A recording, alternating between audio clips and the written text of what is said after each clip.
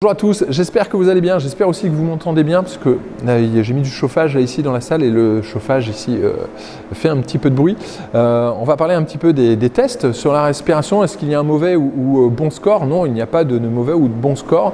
Ce qui est intéressant en fait, c'est d'avoir un point de repère et de se dire tiens, comment maintenant je peux progresser et améliorer tout simplement mon score. Donc si j'ai réussi à maintenir ma respiration pendant 20 secondes, la question à se poser c'est qu'est-ce que je vais faire maintenant pour pouvoir essayer de la maintenir beaucoup plus longtemps, 25 secondes, 30 secondes, 45 secondes, et ça va vous permettre, on est toujours dans l'objectif d'améliorer une qualité physique qui va améliorer votre forme, votre santé et vous permettre aussi de perdre du poids si vous avez du poids à perdre. Donc en fait la question c'est vraiment ça à se poser. L'autre question à se poser c'est si j'ai fait un score qui est très faible, c'est pas forcément pour ça que vous êtes en mauvaise santé.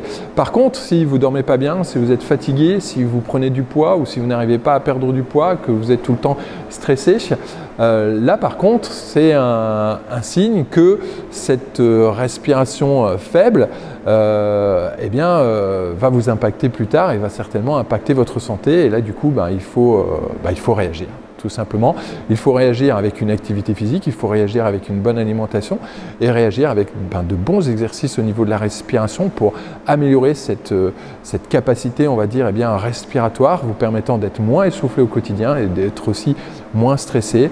Alors comme je dis toujours, l'objectif c'est pas au niveau du stress, on ne peut pas enlever le stress, par contre on peut diminuer l'impact que le stress a sur notre corps. Et ça, c'est ce que vous allez faire avec la respiration.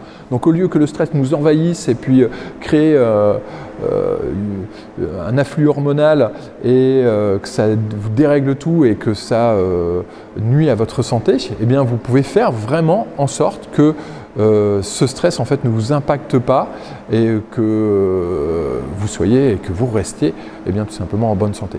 Donc voilà, allez, j'ai hâte encore d'avoir vos retours sur ces 4 exercices de respiration et on va en parler pas mal là ici tout le mois de décembre parce que c'est vraiment quelque chose de très important si vous voulez améliorer votre forme. Allez, moi je vous dis à bientôt dans une prochaine vidéo. Ciao!